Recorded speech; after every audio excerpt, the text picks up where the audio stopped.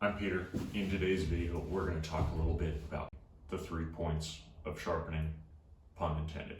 So what brought this up is this tool here.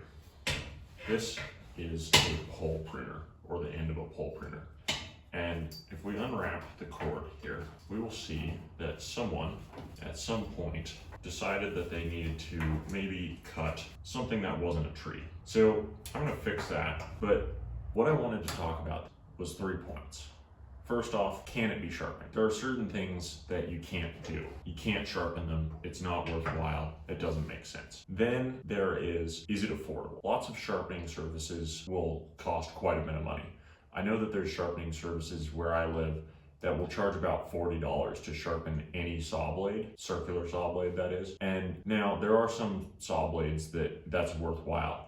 But if you're gonna pay them to sharpen your 7 1/4 inch blade off your skill saw, I don't think that's worthwhile, because you can go buy a brand new carbide tipped saw blade for maybe less than 20 bucks, probably about 15 bucks most of the time. So is it cost effective? And sometimes the answer is no. And then the third point is how to actually sharpen something like this, such as, can you do it? Can you physically sharpen something that is made like this? Now, this thing, I believe I can. I haven't sharpened this in the past.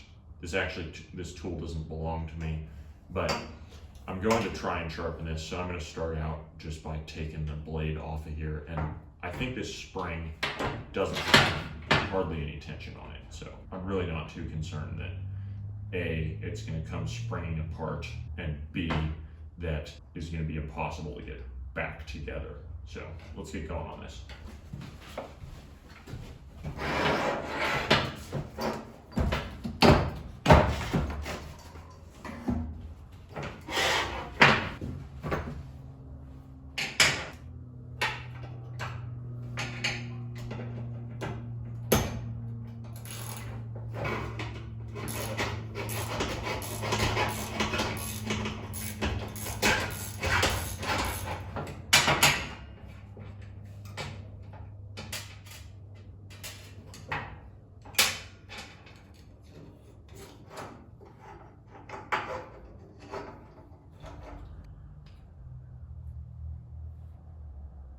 I was hoping that I would be able to actually separate without any sort of difficulty, but as you can see, this is riveted. Originally, I thought that this was just a pin that I could take the spring out of and slip it out, but upon closer inspection, that is not the case. So this is what we're stuck working with. So you can see here on this blade that there's some pretty substantial dings here.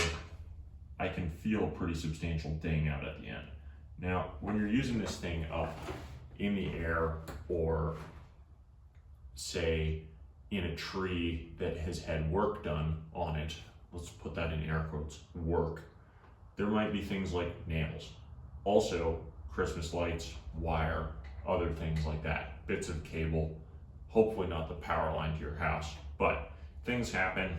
And if you use a tool for long enough, guaranteed that things will happen. So first thing I'm going to do here, I'm going to start off by just taking this to a bench grinder, and I'm only going to grind on the side that has a taper to it. I'm only going to grind on this side. And the reason for that is that this side acts as the other side of the shear. So we need to maintain that this will always be in close contact. Speaking of that, the other side of the shear, you can see this here, that there is actually a little bit of marring there from this blade being rolled over, from this knife being rolled over. And so first off, I'm actually going to stone this surface.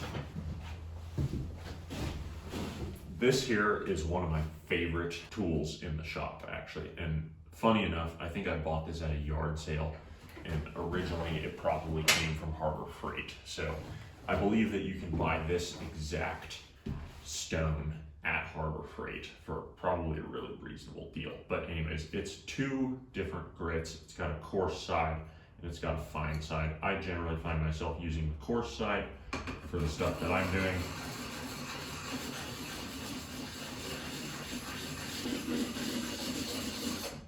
You've seen me use this in some of my other videos, specifically in setting up a vise.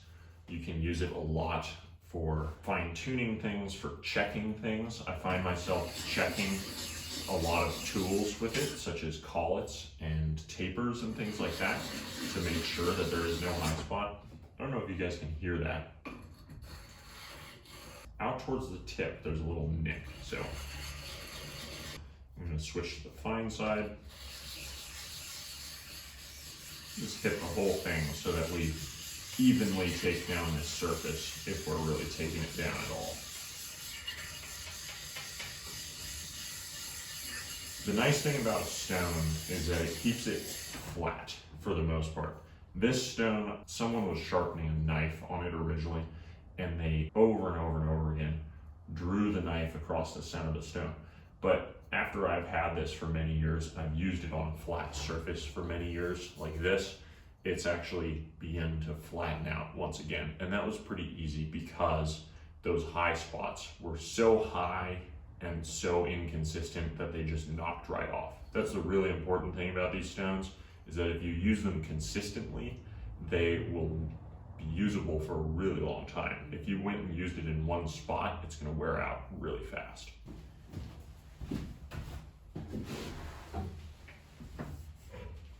If someone had taken better care of this to begin with, we would be able to just take this and carefully stone in this.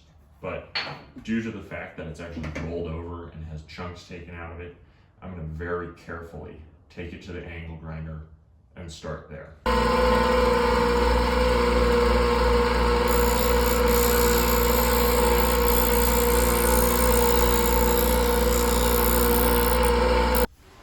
Now, you can see here, I ground away at this surface on this side. You can see that I didn't follow the taper perfectly. There's a little bit of glinting there with that. I did, however, clean it up into a better arc. I took out the major dings.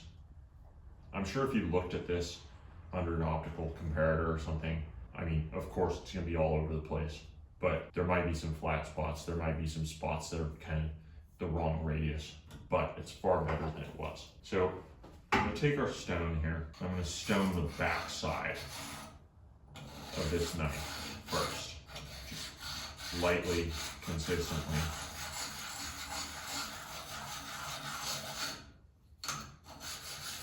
Making sure that I don't introduce any new geometry onto it. Let's say that.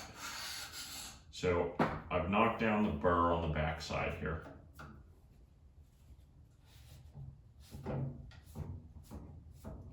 Which kind of reveals to me that there's still a little bit of weird geometry going on there, but I'm really not too concerned, especially since I was able to get the actual dents out. So now, I'm going to carefully take the stone. I'm going to take the coarse side at first.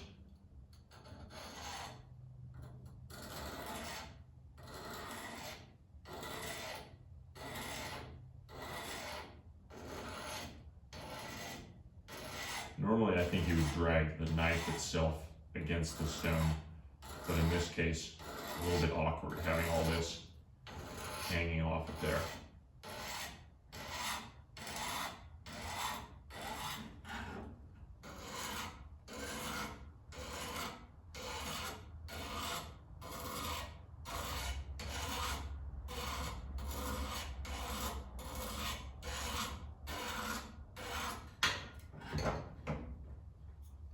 It's already looking much cleaner, actually.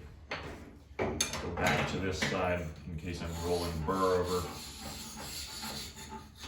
Just a little bit with the very fine stone side.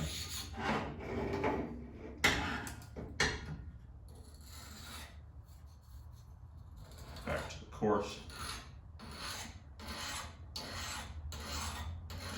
Now, I know that a lot of you will probably have some things to say about that I'm doing this wrong, that I should be dragging the knife, that I should have taken the whole thing apart.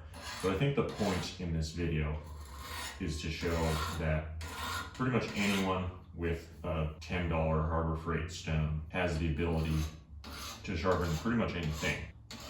Just earlier today, I was sharpening a saw blade on a pruning saw that really probably just go buy a new one. But in the case that I was in, where I was trying to get a job done with it, and we're on a time crunch, and in all reality, you can get a whole lot more life out of it if you just sharpen it a couple times. Why not? Why not sharpen it? I think I've got it pretty close there. I see a few more little burrs. For the most part, it's looking pretty good though. Take my fine side.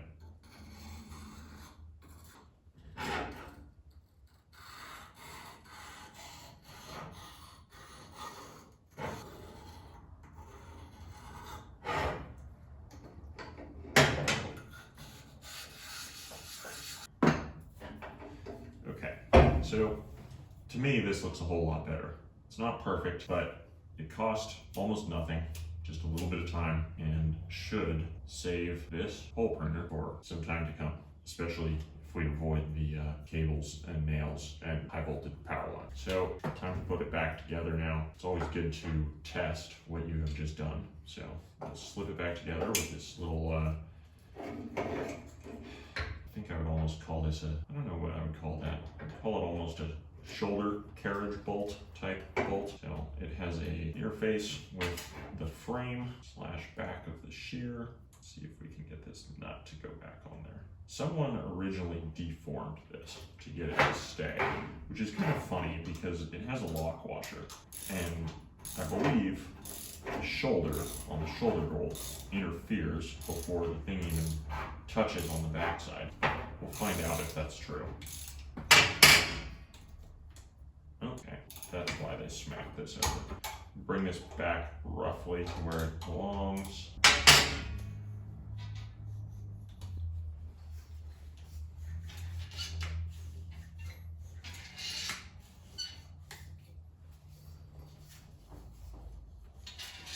My main concern in sharpening this is that I would run out of material, but it looks like I can sharpen it multiple more times before I actually run out of material. I would say that this should work substantially better than it did previously. I will know more tomorrow. Thank you for watching my video. I hope you enjoyed it as much as I enjoyed making it, and I will see you on the next one.